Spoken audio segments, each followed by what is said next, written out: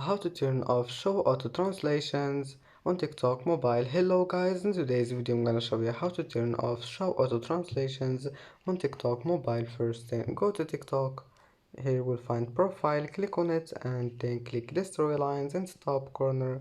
Here you will find settings and privacy and then click language, and here you will find it show auto translations. Now just turn it off, and as you see show auto translations have been turned off.